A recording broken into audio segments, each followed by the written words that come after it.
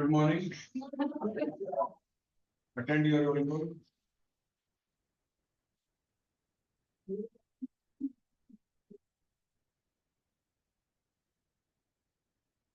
Gopal. 0 to present, sir.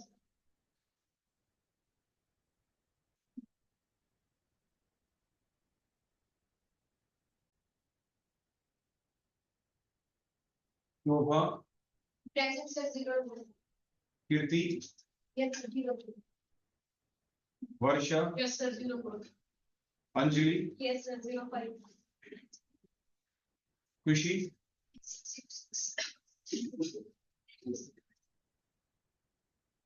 Kavita. Garima. Yes, sir. 0 8. Nishan. Isha. Yes, sir. 11. Pankaj. Yes, sir. 12.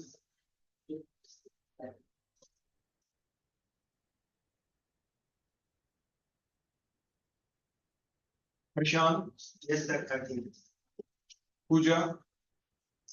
Priya. Sheetal. Simran. Bhumika. Yes, sir. Diksha.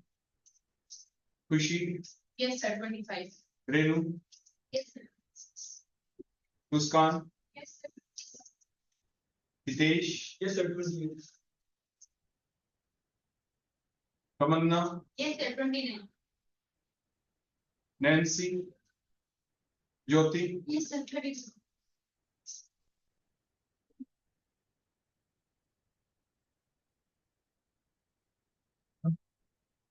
Priyanka. Sir. Dipanshu. Sarika. Muskan. Sakshi. Aditi. Yes, sir. 40. Jyoti. Yes, sir. 43. Aryan. Lakshmi. Present, sir. 44. Naina. Sanju. Siddharth. Priya. Yes, sir. Sir. Tanu. Sanu. Present, sir. 60. Anjali. Present, sir. 54. Vansh. Man. Harsh. Rinki.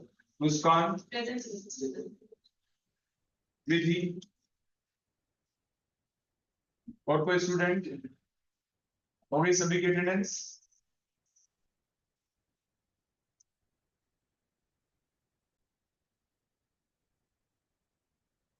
हमारी जो unit चली हुई है बेटा उसका नाम क्या है? Amines is the unit. अभी तक आपने ध्यान दिया होगा कि हमने एमीन्स वाली यूनिट में क्या क्या पढ़ लिया। एमीन्स की यूनिट के अंदर हमने जो इसका इंट्रोडक्टरी पार्ट है कि व्हाट आर एमीन्स हमने देखा। They are the substituted product of the ammonia को, अमोनिया के डेरिवेटिव्स हैं ये, आपने ऐसा देखा। और उसके बेसिस के ऊपर आपने ये कहा था कि जैसे अमोनिया की स्ट्रक्चर तो आप सभी जानते ही हैं, जिसमें नाइट्रोजन के ऊपर अगर हम एक लोन पेयर लगा के और 3H लगा दें तो अमोनिया, उसके बाद अगर हम रिप्लेसमेंट करते हैं इस H की by any of the alkyl और द एराइल को, क्योंकि एल्काइल लगा देंगे एलिफेटिक एमीन्स बन जाएंगी। आप कोई बेंजीन रिंग लगा देते हैं तो एरोमेटिक एमीन बन जाती, ऐसा आपने पढ़ा था। तो मीन्स वो प्राइमरी, सेकेंडरी और टर्शियरी अमीन के बाद आपने देखा कि अगर लॉन पेयर भी यूज हो जाए एज ए डोनर, ये डोनेट कर दें किसी एल्काइल हैलाइड के अंदर, तो ताकि एक आर और लग जाए जाके, मीन्स क्वाटरनरी अमोनियम सोल्ट बन सकता है।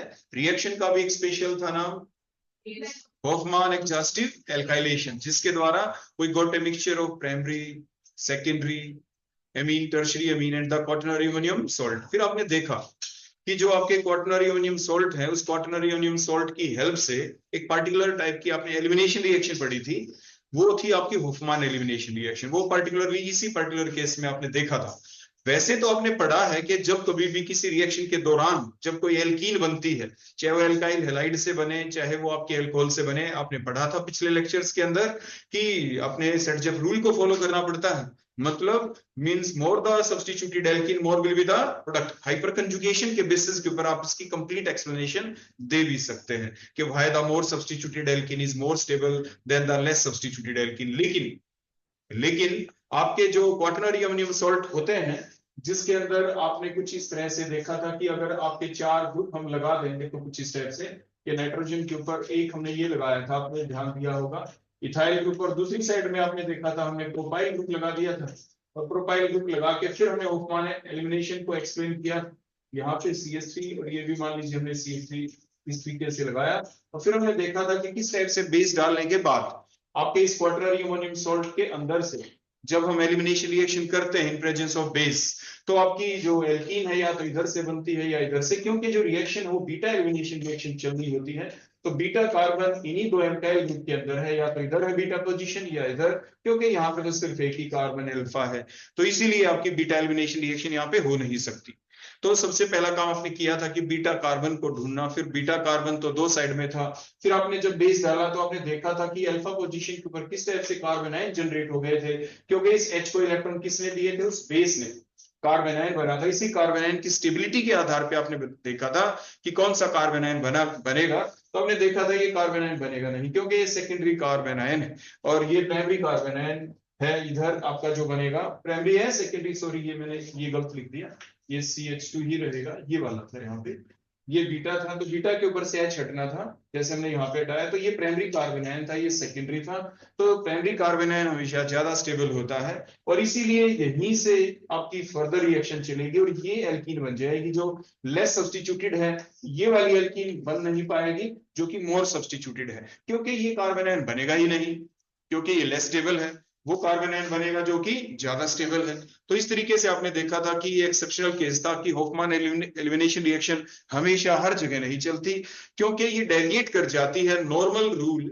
नॉर्मल रूल मींस आपका सेट-जेफ रूल, उससे ये डेविएट करता है ये वाला रूल, तो इसलिए ये स्पेशल केस के अंदर ही चल पाता है। और जो अभी आपने देखा और पहले भी आपको बता चुके हैं, जिसका नाम था होफमान एलिमिनेशन, अदरवाइज बेसिक चीज वही रहनी है कि according to the Saytzeff rule more the substituted alkene more will be the stability, with some exception like that in case of here the Hofmann elimination. ठीक हो गया, तो ये हमने देखा। उसके बाद आपने देखा था कि किस तरह से जो हमारे क्वार्टनरी अमोनियम सॉल्ट है ये किस तरह से कैटलिस्ट का काम भी कर जाते हैं। फिर आपने देखा था फेज ट्रांसफर कैटालिसिस के दौरान रिएक्शन ही देखी थी आपने, एल्काइल हैलाइड और पोटेशियम साइनाइड के बीच की रिएक्शन के किस तरीके से उन दोनों के बीच रिएक्शन होनी ही नहीं चाहिए थी, क्योंकि जो आपके एल्काइल हैलाइड थे आपने देखा था ये कोवलेंट कंपाउंड है, और जो KCl है ये आपके आयनिक कंपाउंड है, और जिस वजह से इन दोनों के बीच में इंटरेक्शन होनी ही नहीं चाहिए। फिर किस तरीके से ये इसके नजदीक पहुंच पाया, किस तरीके से Cl नेगेटिव आयन इसके ऊपर अटैक कर पाया, कौन था वो जिसकी वजह से ऐसा हो पाया, वो कोई और नहीं, वो यही था आपका क्वार्टनरी अमोनियम सॉल्ट, और जिसकी वजह से फेज में ट्रांसफर हुआ।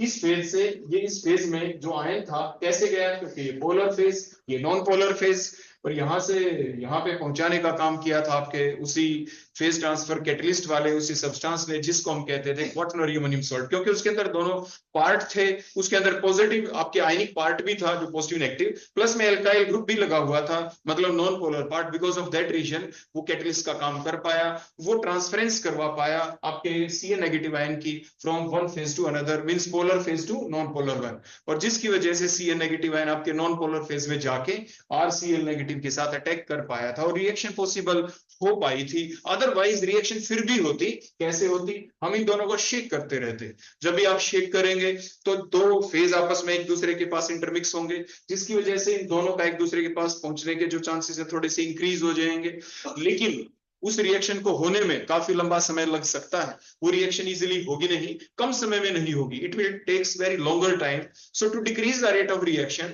रिएक्शन की रफ्तार को बढ़ाने का जो करता है काम, कहते हैं आप उसे कैटलिस्ट है। कैटलिस्ट कभी भी किसी रिएक्शन को स्टार्ट नहीं करता है, वो इनिशिएट नहीं करता कभी रिएक्शन को, वो उसको हमेशा ही क्या करता है, एक्सेलरेट करता है या रिटार्ड भी कर सकता है, क्योंकि कैटलिस्ट दो टाइप के होते हैं।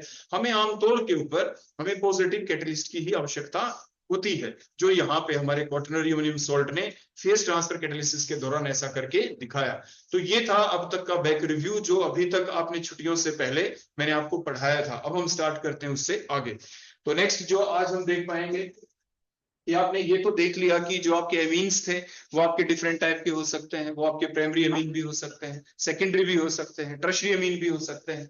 लेकिन हम उन प्राइमरी सेकेंडरी टर्शियरी एमीन का पता कैसे लगाएं, हमें कैसे पता चले कि जो गिवन एमीन है, जो आपको मान लीजिए हम टेस्ट ट्यूब में दे दें लेबोरेटरी के अंदर और आप जाके उसका टेस्ट करना चाहें, आपको कैसे पता चलेगा कि वो गिवन एमीन आपकी प्राइमरी एमीन है, सेकेंडरी है या टर्शियरी एमीन है, उसका पता हम कैसे चलाएं। तो उसका पता चलाने के लिए कुछ है बेसिक मेथड, उन्हीं मेथड को आज हम डिस्कस करने जा रहे हैं।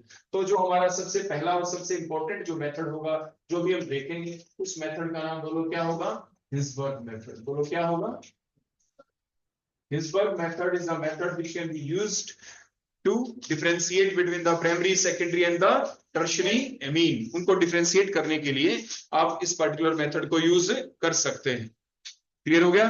अब उसके बाद नेक्स्ट पॉइंट ये आ जाता है कि जो हमारा ये हिल्सबर्ग मेथड है, इसमें वो तो आपने देख लिया कि हम प्राइमरी अमीन ले लेंगे, जैसे मैंने मान लीजिए स्ट्रक्चर ड्रा कर दिए, नाइट्रोजन के ऊपर लॉन पेयर एक आर लगा दिया हमने और यहाँ पे एक एच लिख दिया, दूसरा एच, प्राइमरी अमीन हो गई। ऐसे ही मैंने नाइट्रोजन के ऊपर ये लॉन पेयर शो किया, अब की बार मान लीजिए मैंने दो आर ग्रुप लगा दिए, तो सेकेंडरी अमीन का डायग्राम हो गया। उसी टाइप से नाइट्रोजन के ऊपर लॉन पेयर लगा के मान लीजिए मैंने तीन आर ग्रुप लगा दिए, तो ये आपके टर्शियरी अमीन का डायग्राम हो गया। लेकिन आखिर ये जो मेथड है हिल्सबर्ग मेथड जिसे आप कह रहे हैं, ये हिल्सबर्ग मेथड के अंदर रिएजेंट आखिर कौन सा है जो आप यहाँ पे करेंगे यूज, जो आप इनके अंदर डालेंगे। मान लीजिए ये तीन टेस्ट ट्यूब है, एक टेस्ट ट्यूब में प्राइमरी अमीन है, एक में सेकेंडरी है, एक में टर्शियरी अमीन है। तो इन तीनों टेस्ट ट्यूब में कौन सा रिएजेंट हम डालें, वो रिएजेंट इस साइंटिस्ट ने अपने नाम के ऊपर ही उसका नाम रख दिया था, हिल्सबर्ग रिएजेंट होगा वो। आखिर वो है कौन, वो जो रिएजेंट होगा, देखिए वो रिएजेंट क्या है, ये हमने एक बेंजीन रिंग बनाया है, बेंजीन रिंग के ऊपर हमने SO2 ग्रुप लगा दिया, सल्फोनाइल और आगे Cl लगा दिया। Now it is called as the benzene sulfonyl chloride, that is the Hinsberg reagent जो हिल्सबर्ग साइंटिस्ट ने किया था यूज, और उसी बेसिस के ऊपर इसका नाम है। ठीक हो गया ना, बेंजीन सल्फोनाइल क्लोराइड आप इसे कहते हैं। तो ये जो भी रिएजेंट है ये आपने देखो यहाँ पे लिया, तीनों ही केस के अंदर देखो मैंने यहाँ पे लिख दिया, देखो इस टाइप से आपने लिखा। ऐसे ही मान लीजिए जो थर्ड वन के अंदर भी अगर हम यहाँ पे इस स्ट्रक्चर को लिख दें, यहाँ पे बेंजीन, और ये स्ट्रक्चर खोल के कुछ ऐसे लिखेंगे SO2 और Cl, क्योंकि आपका जो सल्फर है ये ग्रुप नंबर 16 एलिमेंट है और ये 16 के आखिर में 6 दिख रहा है, इसके वैलेंशियल में 6 इलेक्ट्रॉन है, so it can expand their valency, और इसीलिए 6 बॉन्ड यहाँ पे बना पा रहा है। आपने देखा इसके 6 बॉन्ड आपको दिख रहे हैं। ऐसे ही नेक्स्ट को अगर हम यहाँ पे इस तरीके से स्ट्रक्चर को अगर हम ओपन फॉर्म में खोल के अगर हम दिखा देते कुछ ऐसे, तो इनकी स्ट्रक्चर बन गई।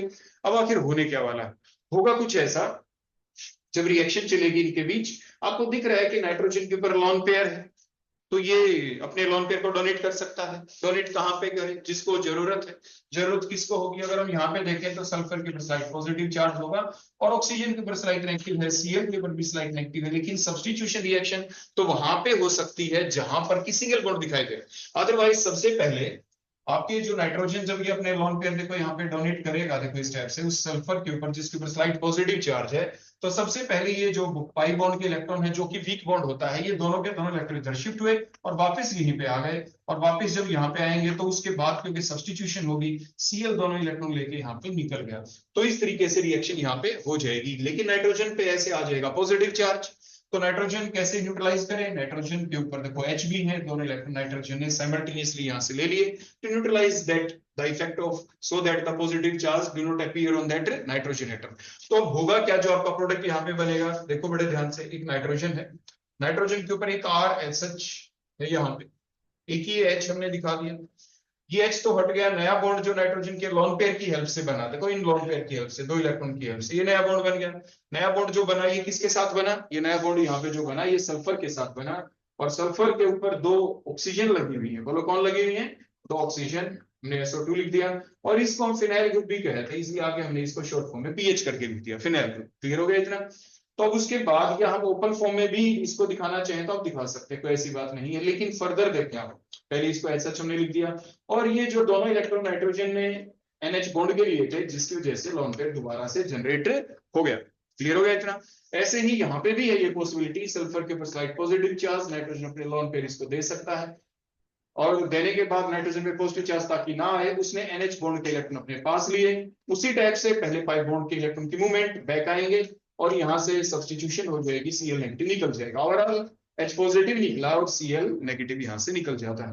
तो प्रोडक्ट दोबारा से बोलो कैसा बना, नाइट्रोजन, नाइट्रोजन के ऊपर क्या नाम है एक आर पहले से लगा हुआ था, दूसरा आर भी था, ये नया बॉन्ड बना इन लॉन पेयर की हेल्प से, तो ये नया बॉन्ड बना था। बना उस वक्त तो कोऑर्डिनेट बॉन्ड था, लेकिन after the formation of the coordinate bond it just behave like that of the covalent bond. अब ये कोवलेंट जैसा हो गया, नया बॉन्ड जो नाइट्रोजन का बना उसी टाइप से सल्फर के साथ बना और SO2 हो गया, और आगे बोलो कौन लगा हुआ आपका पीएच, यानी इस टाइप से रिएक्शन हो गई, और ये दोनों इलेक्ट्रॉन NH बॉन्ड के नाइट्रोजन पे आए और ये रीजनरेट हो गया दोबारा से इस पे लोन पेयर।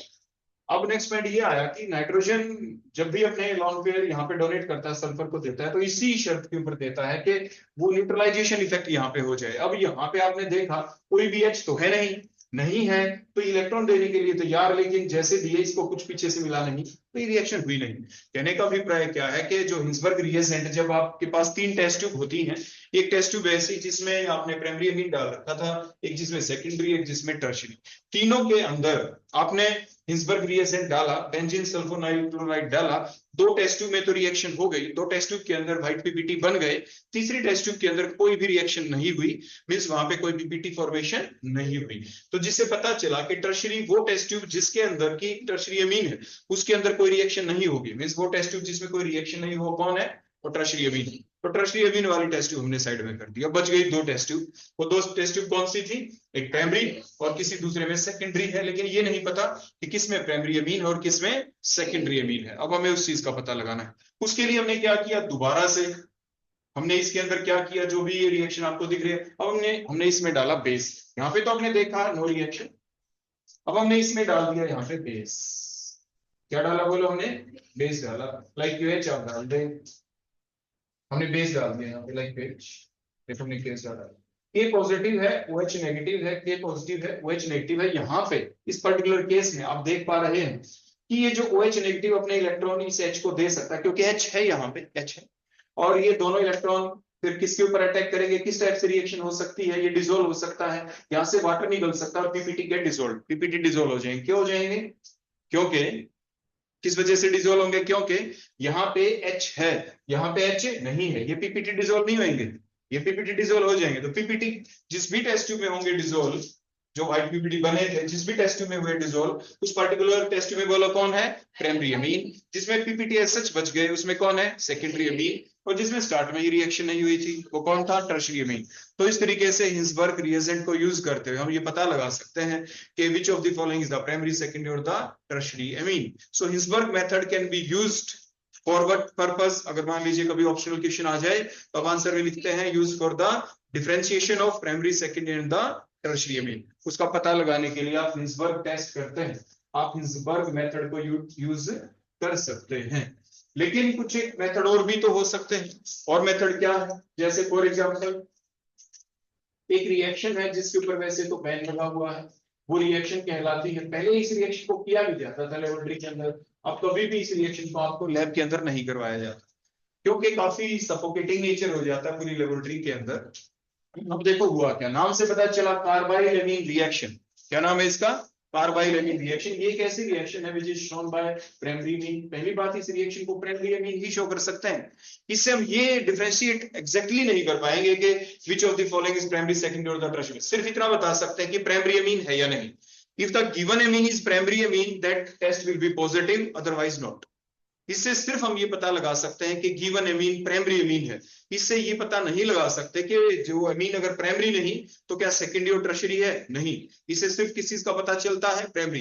तो ये क्वेश्चन भी काफी बार आपने अपने कॉम्पिटिटिव एग्जाम में, जो कभी आपने IIT वगैरह वगैरह जो भी आपने दिया होगा, नीट वगैरह का, आपने देखा होगा, वहां पे ऐसा क्वेश्चन आता है कि carbylamine test is used for, option में लिखा आ जाता है तो आप टिक करके आते हैं प्राइमरी अमीन, या स्ट्रक्चर लिखी मिल जाती है, आपको खुद पता लगाना पड़ता है कि ये गिवन जो कंपाउंड प्राइमरी है, सेकेंडरी या टर्शियरी है, क्या है। तो जो भी होता है प्राइमरी आप उसके ऊपर टिक कर देते हैं। मोर देन वन ऑप्शन हो तो हो सकता है एक से ज्यादा प्राइमरी अमीन दे रखी हो, तो नीचे फर्दर ऑप्शन आ जाती है, A एंड B दिखा सकते हैं, एंड C दिखा सकते हैं, एंड सो ऑन।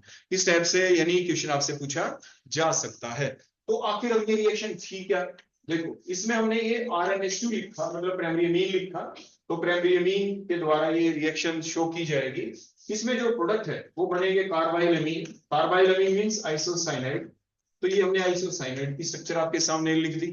उसके बाद ये जो रिएक्शन चलती कैसे है, इसके अंदर आप डालते हैं क्लोरोफॉर्म, और बेसिक मीडियम के अंदर ये रिएक्शन चलती है। आपने इसमें क्या डाला, क्लोरोफॉर्म और बेसिक मीडियम कर दिया, रिएक्शन चलती है। एक ऐसी रिएक्शन जिसके दौरान आप कार्बाइड को छुपा लें तो एमीन आ गया, प्राइमरी एमीन के लिए रिएक्शन होती है, प्रोडक्ट जो बनता है नाम के अंदर छुपा हुआ है, कार्बाइल एमीन मतलब आइसोसाइनाइड इसमें बन जाते हैं। ये पॉइजनस सब्सटेंस है, तो इसीलिए इसके ऊपर बैन कर दिया गया है। तो मींस फाइनल प्रोडक्ट बोलो क्या बनने होते हैं इसमें, आइसोसाइनाइड, कार्बाइल एमीन बनने होते हैं, आइसोनाइट्राइल बनने होते हैं। कहने का मतलब NH2 ग्रुप हटेगा और बोलो कौन सा ग्रुप लग जाता है, NC। कन्वर्जन में भी काम आ सकता है। How can you convert RNH2 into RNC, how can you convert aniline into phenyl carbyl amine. Benzene के ऊपर NH2 लगा हुआ है, हम चाहते हैं NH2 हट जाए, NC ग्रुप लग जाए, तो आप कार्बाइल एमीन रिएक्शन कर देते हैं। तो कभी भी कोई ऐसा कन्वर्जन आए जब आपको दिखाई दे कि आपको क्या करना है, आपको NH2 ग्रुप को हटाना है और क्या लगाना है, NC, तो always do that particular reaction, नाम है कार्बाइल एमीन रिएक्शन। जब भी आप इस रिएक्शन को देखते हैं, देखो तैयारी किसको कहते हैं, तैयारी उस चीज को कहते हैं कि जब कभी भी आप कोई भी रिएक्शन करें तो साइमल्टेनियसली उन्हीं रिएजेंट, उसी रिएक्टेंट को देख के आपका दिमाग और चीजों पे एकदम क्लिक कर जाए, डिफरेंशिएट कर पाए उसी चीज को। जैसे फॉर एग्जांपल आपने CH3 और क्लोरोफॉर्म देख, आपके QH देखा, क्लोरोफॉर्म और KH, इसको देखते ही आपके दिमाग में रिवर्टिबल रिएक्शन आप में से जिस भी बच्चे के दिमाग में आ गई, इट मींस वो अच्छे से पढ़ रहा है, उसकी तैयारी अच्छे से चल रही है। क्योंकि रिएजेंट यही होता है जो आपकी इसके अंदर रिवर्टिबल रिएक्शन के अंदर यूज किया जाता था। मतलब यहाँ पे रिएक्टेंट कौन होता था, आपका फिनोल होता था। फिनोल के अंदर अगर आप यही सेम रिएजेंट डाल देते थे तो उस वक्त आपका सेलिसिल एल्डिहाइड बन जाता था। तो ऐसे आपको पता होना जरूरी है, अगर आप ऐसा करते हैं तो इट मींस बिल्कुल ठीक ठाक काम चला हुआ है। ऐसा ही आप कहीं और भी हैं आपकी ऐसी रिएक्शन आपकी एल्काइल हैलाइड से रिलेटेड, मतलब अगर आप इसी सेम रिएजेंट को, क्लोरोफॉर्म को, मैंने रिएक्शन बताई थी पीछे, उसके दौरान अगर आप एसीटोन में डाल दें तो क्या बन जाता है, क्लोरोफॉर्म प्लस एसीटोन, क्लोरीटोन बन जाता है। मतलब एकदम आपके दिमाग के अंदर वो सारी की सारी बातें एकदम आ जानी चाहिए। अगर एकदम आ जाए तो तैयारी ठीक, नहीं तो कुछ ना कुछ कमी, दोबारा से रिवाइज करना स्टार्ट कर देगा। तो ये थी अगली रिएक्शन जिसके बेसिस पे हम बता पाए कि गिवन जो आपका कंपाउंड है वो प्राइमरी एमीन है भी या नहीं है। क्लियर हो गया बेटा यहाँ तक। अब इसके बाद नेक्स्ट जो टेक्निक है, नेक्स्ट जो मेथड है, उसे आप कहते हैं diazotisation reaction. Next one is the diazotisation reaction. जो डाइएजुटाइजेशन रिएक्शन है इसमें अलग अलग प्रोडक्ट बनते हैं। अगर आपका गिवन जो रिएक्टेंट है प्राइमरी एमीन है या सेकेंडरी है या टर्शरी है, उसके बेसिस के ऊपर आप फिर डिफरेंशिएट कर पाएंगे। लेकिन मैं आपको फिर बता दूं, जो लेबोरेटरी मेथड है, जो मेन मेथड, वो आपका हिल्सबर्ग मेथड ही है। ये जो और मेथड अभी हम आपको बता पा रहे हैं, ये आपके, यानी ऐसी बात नहीं है कि आप लेबोरेटरी के अंदर इनको नहीं कर सकते हैं, लेकिन जो बिल्कुल क्लियर कट आइडिया देते हैं वो आपका सिर्फ हिल्सबर्ग मेथड, आप उसी को ही एक्सप्लेन करेंगे हमेशा। लेकिन जब एग्जाम में क्वेश्चन आ जाता है क्या कोई और मेथड है, तो उस वक्त तो हमें एक्सप्लेन करना ही पड़ता है। तो हमने सबसे पहले फॉर एग्जांपल यहाँ पे ले लिया कोई प्राइमरी एमीन, और जो प्राइमरी एमीन है वो भी तो हम दो टाइप के ले सकते हैं। हो सकता है वो हम एलिफेटिक ले लें, हो सकता है वो आप एरोमेटिक ले लें। जैसे मैंने बेंजीन रिंग बना दिया और NH2 लगा दिया तो आपके एरोमेटिक हो गया ये। तो मींस ये दोनों के दोनों जो एमीन आपके सामने आपको दिखाई दिए हैं, दोनों प्राइमरी एमीन। क्यों?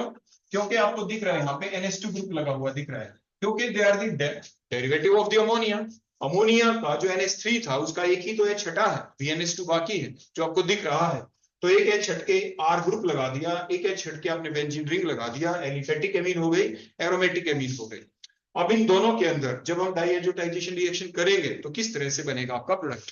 तो इस रिएक्शन को करने के लिए आप रिएजेंट जो लेते हैं वो बोलोटोन आपने डाला, सोडियम नाइट्राइट NaNO2 और HCl। टेम्परेचर आप लेते हैं 0 to 5 डिग्री सेल्सियस में आइस कूल्ड मीडियम आपने ले लिया। सिमिलरली यहाँ पे भी आपने ऐसा ही काम किया, NaNO2 में HCl आपने डाला और टेम्परेचर बोलो क्या है, 0 to 5 डिग्री सेल्सियस। वैसे हम आपको बता दें कि इस पर्टिकुलर रिएक्शन में दोनों के मिलने से जो चीज बनती है वो आपका नाइट्रस एसिड होता है, HNO2। यहाँ से H positive Cl negative, Na positive NO2 negative, तो H पॉजिटिव के साथ कौन आया, NO2 नेगेटिव, HNO2, और NaCl साइड प्रोडक्ट है। तो HNO2 ही बनना होता है जो फाइनली यूज किया जाता है इस रिएक्शन के दौरान। मैकेनिज्म के द्वारा आप इस चीज को समझ पाते हैं। तो सिमिलरली यहाँ पे भी होगा। तो वो तो एक अलग बात, मैकेनिज्म भी हम देखे भी है इसका। तो हुआ क्या कि जो रिएक्शन आपकी चली उसके दौरान आपका जो बना, जो स्पीसी बनी वो ये बनी कुछ N2 पॉजिटिव Cl नेगेटिव, लेकिन दैट पर्टिकुलर स्पीसीज अनस्टेबल है, ये यहाँ पे अनस्टेबल और एकदम से टूट गई। टूटने से दोनों इलेक्ट्रॉन इधर आ गए और दोनों इलेक्ट्रॉन इधर आने से कार्बन पे पॉजिटिव चार्ज आया, और पॉजिटिव चार्ज के आने से यहाँ पे क्योंकि मीडियम के अंदर वाटर है, OH नेगेटिव ने यहाँ पे अटैक किया और बन गया क्या, CH3CH2 और बोलो कौन, OH। ऐसे अल्कोहल आपके बन जाते हैं even at a temperature of 0 to 5 degree Celsius आपके अल्कोहल बन गए। लेकिन यहाँ पे जो आपके डाइजोनियम सॉल्ट बना वो स्टेबल, ये बन गया और ये स्टेबल है। यहाँ it is stable at a temperature 0 to 5, वो वहां पे स्टेबल नहीं है, फर्दर रिएक्शन चली अल्कोहल में कन्वर्ट। लेकिन अगर हम यहाँ पे temperature greater than 5 degree Celsius कर दें तो अब ये भी अनस्टेबल है, दोनों इलेक्ट्रॉन नाइट्रोजन के पास, और उसके बाद उसी टाइप से मीडियम से OH, और यहाँ पे बोलो कौन जा लगेगा इसके ऊपर, OH, और फिनोल बन गया। लेकिन कब, जब temperature greater than 5 degree Celsius आप कर देते हैं। तो ये था यानी फर्स्ट मेथड जो हम कह रहे थे, यानी नेक्स्ट मेथड जिसको हम कह रहे थे डाइएजोटाइजेशन रिएक्शन, जो अभी हमने आपको करके दिखाई। प्राइमरी अमीन अगर है आपके पास तो क्या होगा, प्राइमरी अमीन भी दो टाइप का हो सकता है, एलिफेटिक हो सकता है, एरोमेटिक हो सकता है। एलिफेटिक है तो आपके अल्कोहल बनेंगे 0 to 5 डिग्री सेल्सियस के ऊपर, यहाँ पे डाइजेनियम सॉल्ट बनेंगे। यहाँ पे टेम्परेचर ग्रेटर देन 5 कर दिया तो आपके फिनोल बनेगा। यहाँ पे अगर हम टेम्परेचर इंक्रीज कर देंगे तो फिर यहाँ पे आपके एल्कीन बन जाएंगे, क्योंकि मीडियम एसिडिक है, HNO2 नाइट्रस एसिड है। तो एसिडिक मीडियम में आपने पढ़ रखा है कि अगर थोड़ा एसिड हो, टेम्परेचर अगर हम 443 केल्विन टेम्परेचर तक पहुंचा दें, यानी टेम्परेचर बढ़ा बढ़ा के, अपने अल्कोहल वाली यूनिट में ऐसा पढ़ा था कि अगर हम टेम्परेचर 443 कर देते हैं इतना ज्यादा, तो फिर अंदर ही अंदर इंट्रामोलिकुलर डिहाइड्रेशन रिएक्शन हो जाती है। तो यहाँ से OH निकलेगा, यहाँ से H निकलेगा, एल्कीन्स आपकी बन जाती है। लेकिन अगर हम टेम्परेचर रखते 413, तो आपने पढ़ा था दो अल्कोहल मॉलिक्यूल के बीच में से इंटरमोलिकुलर डिहाइड्रेशन रिएक्शन होती तो फिर ईथर बन जाते डिपेंडिंग अपॉन द टेम्परेचर। तो आपके टेम्परेचर हमने 443 लिखा, आपकी एल्कीन्स बन गई। यहाँ पे प्रोडक्ट यही रहेगा, आप टेम्परेचर चाहे और बढ़ा दें, आपके फर्दर कुछ ऐसा नहीं होने वाला। क्लियर हो गई ना बात। तो आपने देखा कि प्राइमरी जब आप लेते हैं मीन, एलिफेटिक या एरोमेटिक, तो रिएजेंट के आधार के ऊपर, टेम्परेचर के आधार के ऊपर, फाइनल प्रोडक्ट की स्टेप के ऊपर क्या क्या बनता है, तो वो चीज आपको बतानी होती है, लिखनी होती है आपके थ्योरेटिकल क्वेश्चन के अंदर। क्लियर हो गया इतना। अब उसके बाद अब हम देखना चाहेंगे यहाँ पे इसका मैकेनिज्म। तो आप देखिए बड़े ध्यान से, मान लीजिए हमने क्या किया, हमने ये NH2 लिख दिया, देखो यहाँ पे नाइट्रोजन के ऊपर देखो लॉन पेयर, एक H दिखाया, दूसरा H दिखाया, और उसके बाद हमने यहाँ पे नाइट्रस एसिड की स्ट्रक्चर लिख दी। नाइट्रस एसिड की स्ट्रक्चर क्या होती है, आपको एक दिन पहले भी हमने सिखाया था, बताया था आपको कि स्ट्रक्चर आप कैसे लिखें। मैंने आपको बताया कि इन दोनों के बीच रिएक्शन होने से जो चीज बनेगी वो बोलो कौन बनेगा, HNO2। तो डायरेक्ट HNO2 को यहाँ पे यूज होते हुए दिखा रहे हैं। इनमें अगर आप देखें तो हाइड्रोजन एक बॉन्ड बनाता है, ऑक्सीजन 2 बॉन्ड बनाता है, नाइट्रोजन 3 बॉन्ड बनाता है। ऐसा आप इसकी इलेक्ट्रॉनिक कॉन्फिगरेशन लिख के देख सकते हैं। जैसे हाइड्रोजन की कॉन्फिगरेशन 1 है तो इसमें एक अनपेड इलेक्ट्रॉन, ऑक्सीजन की जब आप लिखते हैं तो 1s2 2s2 2p4 करके अगर आप लिखेंगे ये वैलेंस शेल को अगर आप ओपन फॉर्म में इस टाइप से दिखाते हैं, तो आपने देखा कि 1 2 रूल आपने अप्लाई किया तो आपने देखा 2 अनपेड इलेक्ट्रॉन, तो ये 2 बॉन्ड बना सकता है, वो मैंने यहाँ पे लिखा। ऐसे ही नाइट्रोजन के केस में आप देखेंगे तो बोलो कॉन्फिगरेशन क्या बन जाती है इसकी, वैलेंस 2s2 2p सॉरी 3 बन जाएगी, और जिसकी वजह से आप देखेंगे कि 2s में 2 इलेक्ट्रॉन और 2p के अंदर वही 3 इलेक्ट्रॉन, तो ये 3 बॉन्ड बनाता है। तो वही तो मैंने यहाँ पे लिखा था। तो कहने का अभिप्राय हमारा ये था कि आपको ये पता होना चाहिए कि कौन एटम कितने बॉन्ड बनाता है। आप कॉन्फिगरेशन लिखें और जस्ट देख लें। उसके बाद जो नाइट्रोजन है ये सेंट्रल एटम हो गया क्योंकि ये सबसे ज्यादा बॉन्ड बनाता है, तो हमने N को लिख दिया, उसके बाद ऑक्सीजन को लिखा, उसके बाद H को लिखा, सबके बॉन्ड पूरे कर दो जो जितने बनाता। अभी हमने कॉन्फिगरेशन के द्वारा आपको बताया था, नाइट्रोजन आपके ऑक्सीजन 2 बॉन्ड बनाता है, इधर 2 ही बना दिए। इसलिए ऑक्सीजन 2 बॉन्ड बनाता है लेकिन इधर 2 बना नहीं सकते क्योंकि नाइट्रोजन 3 बनाता है। उसके बाद हाइड्रोजन को एक बनाना, स्ट्रक्चर बन गई आपके पास, नाइट्रोजन 3 बॉन्ड बना के उसके पास एक लोन पेयर बच जाता है। अभी कॉन्फिगरेशन लिख के आपने देखा था, तो दैट्स द स्ट्रक्चर ऑफ बोलो किस चीज की, नाइट्रस एसिड। वही स्ट्रक्चर अब मैं यहाँ पे लिखने वाला हूँ। अब बड़े ध्यान से देखना, मैंने ये OH लिख दिया, ये डबल बॉन्ड O लिख दिया ना।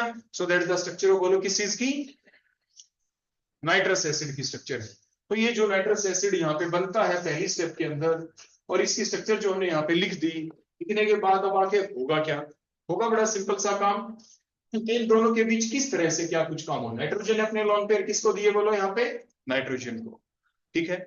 और नाइट्रोजन को दिए तो फिर हुआ क्या, उस दोनों इलेक्ट्रॉन इधर गए, फिर वापस आए, फिर इसकी तरफ चले गए।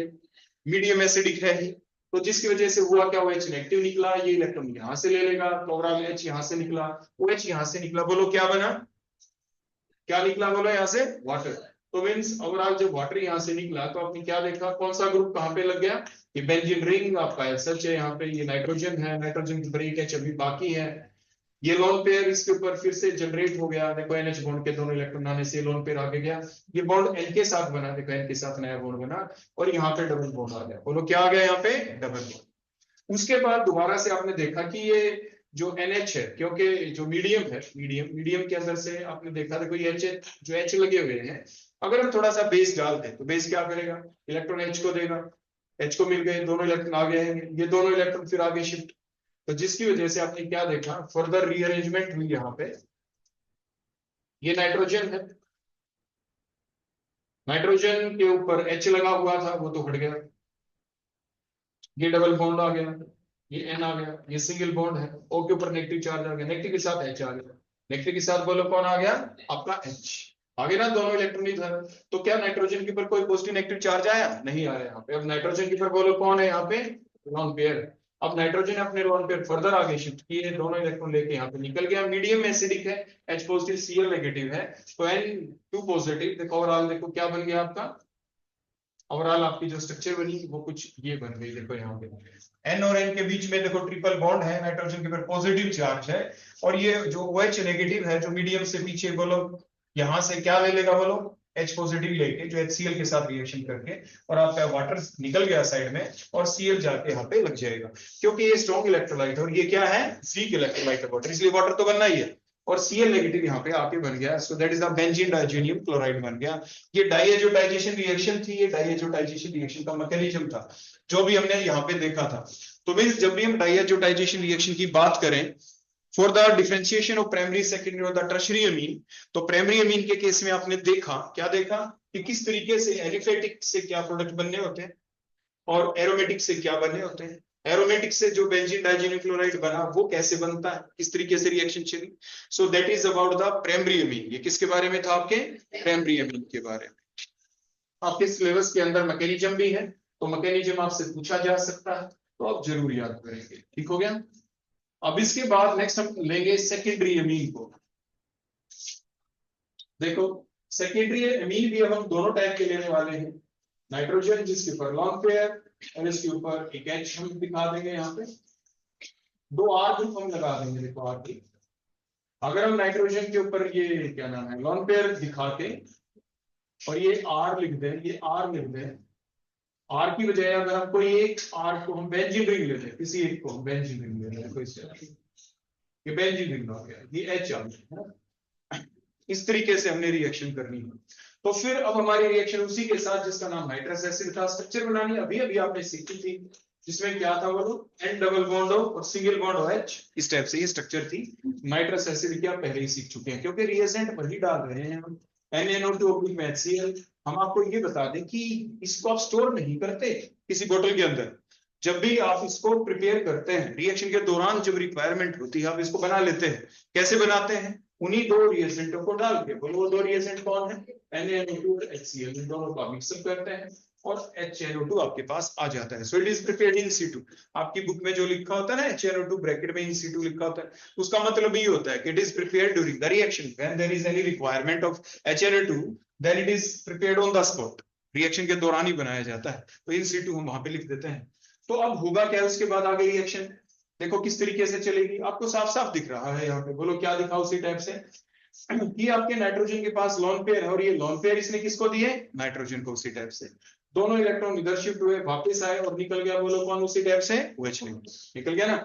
और यहाँ पे आपने क्या देखा कि नाइट्रोजन के ऊपर देखो ये दो R, क्योंकि नाइट्रोजन के ऊपर पॉजिटिव चार्ज आएगा नहीं क्योंकि H भी है, तो कोई चार्ज आया नहीं, और इसके ऊपर बोलो कौन चार्ज लगा, यहाँ पे double bond O, double bond, sorry single bond, देखो नया बॉन्ड बना है N के साथ, ये नया बॉन्ड, और N के आगे double bond means nitroso compound कहते हैं, आप इन्हें क्या कहते हैं, NO नाइट्रोसो ग्रुप होता है, means nitroso compound are formed, और नाइट्रोजन इसके ऊपर वो लॉन पेयर दोबारा से रीजनरेट हो गया था। सिमिलरली अगर हम यहाँ पे बात करें तो उसी टाइप से देखो नाइट्रोजन ने लॉन पेयर दिए, H लगा हुआ है, दोनों इलेक्ट्रॉन यहाँ से ले लेगा ताकि इसके पर पॉजिटिव चार्ज ना आए, और उसी टाइप से OH नेगेटिव यहाँ से निकल जाता है। फिर आप कहेंगे कि इजीली सर ये निकला कैसे? देखो मीडियम एसिडिक है, मीडियम एसिडिक होने से हो क्या जाता है, मीडियम एसिडिक होने से दोनों ही केसेस में मान लीजिए हमारे पास HCl है, H पॉजिटिव Cl नेगेटिव, तो होता क्या है, ये जो नाइट्रोजन है, सॉरी ये जो ऑक्सीजन है OH ग्रुप का, ये वो ऑक्सीजन अपने लोन पेयर बोलो किसको देता है, H पॉजिटिव को दे देता है, और ऐसा करने से ऑक्सीजन पे पॉजिटिव चार्ज आ जाता है और इलेक्ट्रोफिलिक हो जाती है, तो इजीली ये इलेक्ट्रॉन छीन लेगा अपनी तरफ, मींस वाटर निकल जाएगा, और जब ये इलेक्ट्रॉन छीन लेगा नाइट्रोजन में positive charge, positive pay attack किसने किया, पीछे नाइट्रोजन से, तो दोनों ही केसेस में ऐसा ही हम होते हुए दिखाएंगे कि HCl मीडियम में देखो एसिडिक तो है ही, तो इसीलिए ये ऑक्सीजन जिस पे लोन पेयर अपने इलेक्ट्रॉन पेयर किसको दे देता है, H पॉजिटिव को, और ऐसा होने से ऑक्सीजन पे पॉजिटिव चार्ज आ गया, और इसलिए ऑक्सीजन ने पीछे से इलेक्ट्रॉन देखो छीन लिए, देखो यहाँ से हाइड्रोजन में पॉजिटिव चार्ज, उसको पीछे नाइट्रोजन के लोन पेयर के थ्रू इलेक्ट्रॉन मिल जाता है, तो वाटर लॉस हो गया यहाँ पे, और नाइट्रोसो कंपाउंड बन गए, यहाँ पे भी नाइट्रोसो कंपाउंड है, एक नाइट्रोजन है, एक R लगा हुआ है, दूसरा यहाँ पे बोलो कौन था आपका, ये बेंजीन रिंग हमने दिखा दिया, ये सिंगल बॉन्ड नया बना इस नाइट्रोजन के साथ, और ये डबल बॉन्ड ओ है ही, that the nitroso group compound called nitroso compound. कहने का अभिप्राय कॉमन चीज क्या निकली यहाँ पे, whether the amine is the aliphatic और द एरोमेटिक, उससे फर्क नहीं पड़ता, फाइनल जो प्रोडक्ट होते हैं वो नाइट्रोसो कंपाउंड बनते हैं। ऐसे एग्जाम में आपसे पूछा जाता है कि प्रोडक्ट क्या बने सेकेंडरी एमीन से, तो सेकेंडरी एमीन से प्रोडक्ट बनते हैं nitroso compound, what ever may be the nature of amine, whether it is the aliphatic और द एरोमेटिक वन। प्राइमरी में क्या हुआ था, प्राइमरी में एलिफैटिक आपके प्राइमरी एमीन थे, तो आपने देखा था शुरू में आपके अल्कोहल बन जाते हैं, टेम्परेचर बढ़ा देते हैं 443 तक तो आपकी एल्कीन्स बन जाती, और आपने देखा कि अगर एरोमेटिक प्राइमरी हो तो आपने देखा था शुरू में 0 to 5 रखते हैं तो आपके बेंजीन डाइजीनियम सॉल्ट बन जाता है, लेकिन टेम्परेचर बढ़ा दें 5 डिग्री से ऊपर कर दें तो phenol will be the product. तो मींस प्रोडक्ट क्या क्या बनते हैं उसी के आधार के ऊपर हम प्राइमरी सेकेंडरी टर्शियरी एमीन को डिफरेंशिएट करने जा रहे हैं। तो आपने देखा प्राइमरी के दौरान प्रोडक्ट अलग बने थे, सेकेंडरी के दौरान प्रोडक्ट आपके अलग बने हैं जिसमें नाइट्रोसो कंपाउंड आपके बन गए। अब हम देखेंगे कि टर्शियरी एमीन हो तो फिर क्या होगा अगर यही सेम रिएजेंट हम यूज करते हैं, तो हम देखने जा रहे हैं टर्शियरी एमीन के बारे में। तो देखो हम डायग्राम बनाएंगे यहाँ पे टर्शियरी एमीन का।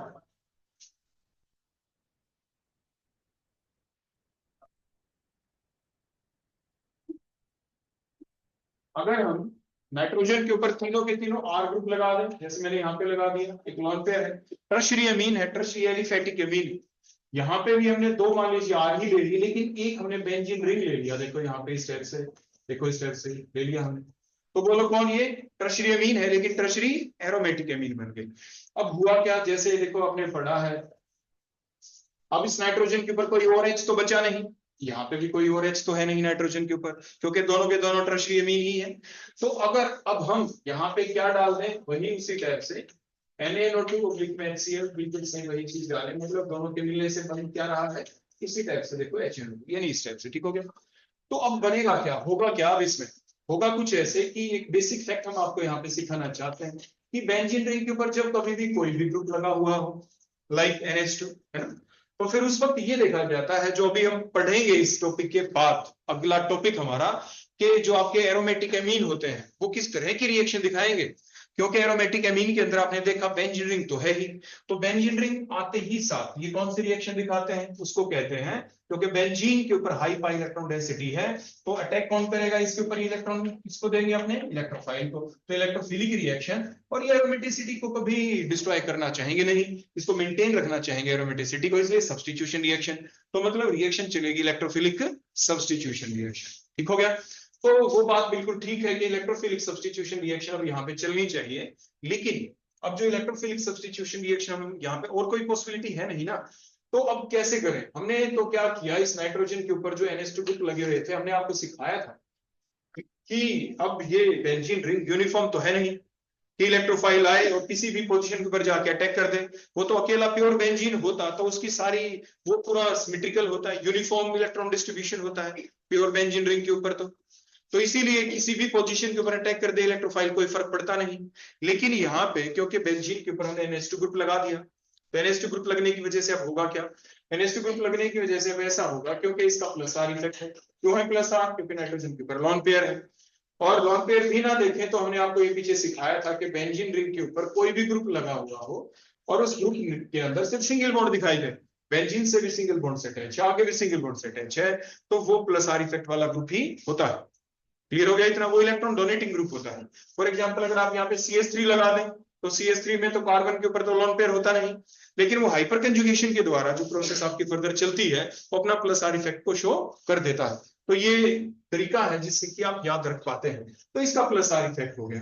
अब ये जो है NH2 जो ग्रुप है, इसके ऊपर तो H लगे हुए हैं, कोई बल्कि ग्रुप भी नहीं है, तो जिसकी वजह से ये इलेक्ट्रॉन डेंसिटी को जब इंक्रीज करता है अपने, तो ये तो या तो ऑर्थो पोजीशन के ऊपर इंक्रीज करता है या पैरा के ऊपर। आप देख भी सकते हैं कि जब ये दोनों इलेक्ट्रॉन यहाँ पे जाएंगे तो इस कार्बन के 1 2 3 4 बॉन्ड थे, अब तो 5 हो जाएंगे, और ये इलेक्ट्रॉन आगे शिफ्ट होंगे तो ऑर्थो पे ही होंगे, या ऑर्थो पे अगर ना होते तो ये इलेक्ट्रॉन को आगे पहुंचा देते, तो यहाँ डबल, तो अब ये तोड़ेगा तो बोलो कहाँ पे पहुंच जाएगा? तो पैरा के ऊपर नेगेटिव आ जाएगा। कहने का अभिप्राय क्या है कि वो सारे के सारे ग्रुप जिनके पास लोन पेयर होते हैं देने के लिए, जो प्लस आर इफेक्ट वाले ग्रुप होते हैं, they will increase the electron density इधर एट द ऑर्थो पोजीशन और at the para position. Ortho para के ऊपर उन्होंने इलेक्ट्रॉन डेंसिटी को इंक्रीज कर दिया, इसीलिए प्लस आर इफेक्ट वाले ग्रुप को आप ऑर्थो पैरा डायरेक्टिंग ग्रुप्स भी कहते थे। ठीक हो गया इतना? तो वो तो ठीक है, लेकिन आपने देखा नाइट्रोजन के ऊपर यहाँ पे तो 2H लगे हुए थे, जो इनकमिंग इलेक्ट्रोफाइल है, ये इलेक्ट्रॉन डेंसिटी ऑर्थो पोजीशन के थ्रू भी दे सकता है, ये पैरा पोजीशन के थ्रू भी दे सकता है, मतलब 2 प्रोडक्ट बन जाएंगे।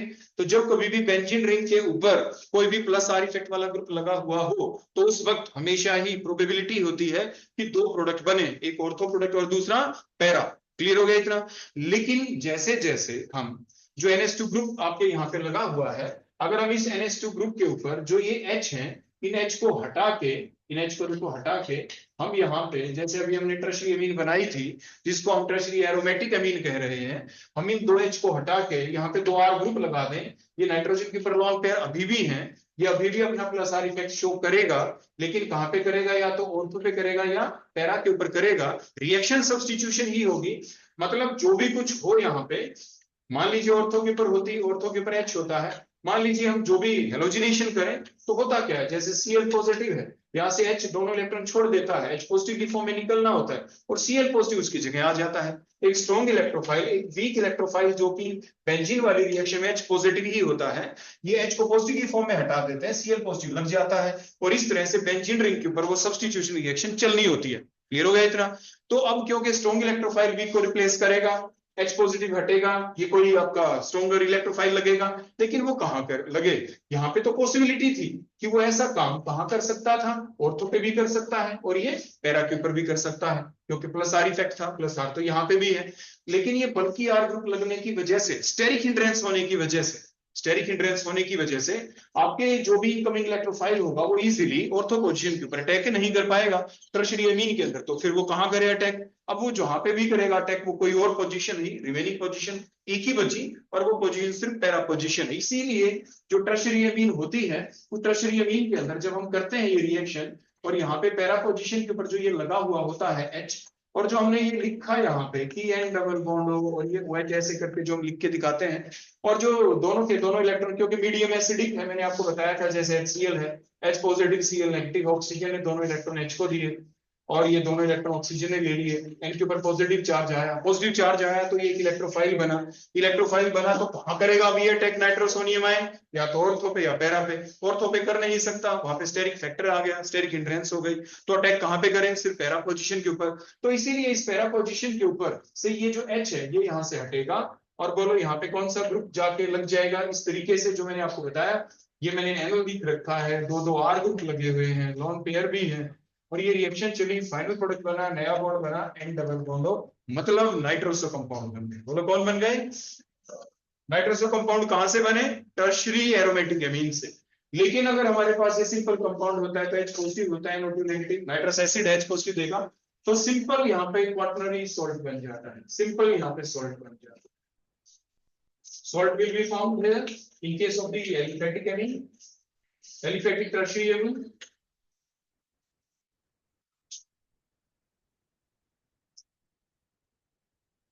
देखो कुछ इस टाइप से सॉल्ट बन गया। बोलो यहाँ पे क्या बना? Salt. Tertiary amine will give the salt on reaction with the diazoniums, आपके NaNO2 में HCl के साथ ये सॉल्ट देता है, सॉल्ट और जबकि ये क्या देता है, नाइट्रोसो कंपाउंड। तो जो टर्शरी आपके अमीन है, एलिफेटिक या एरोमेटिक, उनमें भी आपस में देखना हो कि कौन क्या देता है। तो यहाँ पे अलग अलग प्रोडक्ट हमें मिलते हैं, एक जैसे प्रोडक्ट नहीं मिलते।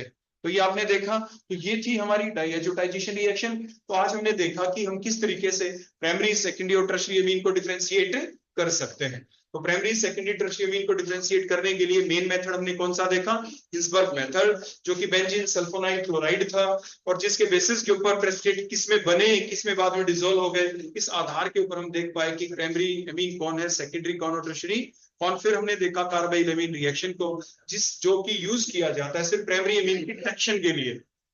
आपके काफी सारे क्वेश्चन, आप अपनी एनसीईआरटी की बुक भी देखना, उसके अंदर लास्ट में मीन वाले चैप्टर में आप देखेंगे स्टेटमेंट टाइप का एक बड़ा सा क्वेश्चन भी है, आप देख पाएंगे वहां पे स्पेशली इस कंपाउंड को, आपके कार्बाइल रिएक्शन वाले रिएजेंट को वहां पे यूज कर रखा है। उसके बाद हमारा आया डाइएजोटाइजेशन मेथड, जिसमें आपने देखा कि आपके क्या नाम है, प्राइमरी, सेकेंडरी, टर्शियरी अमीन के साथ साथ एलिफेटिक और एरोमेटिक भी बन जाए, प्राइमरी हो चाहे सेकेंडरी हो चाहे टर्शियरी हो, तो फाइनल प्रोडक्ट क्या क्या बनते हैं। तो उन चीजों के बारे में आज हमने सीखा। अब आप में से किसी भी बच्चे को कोई भी डाउट है यहां तक, तो वो मेरे से पूछ सकता है। किसी को कोई डाउट तो आप मेरे से पूछे।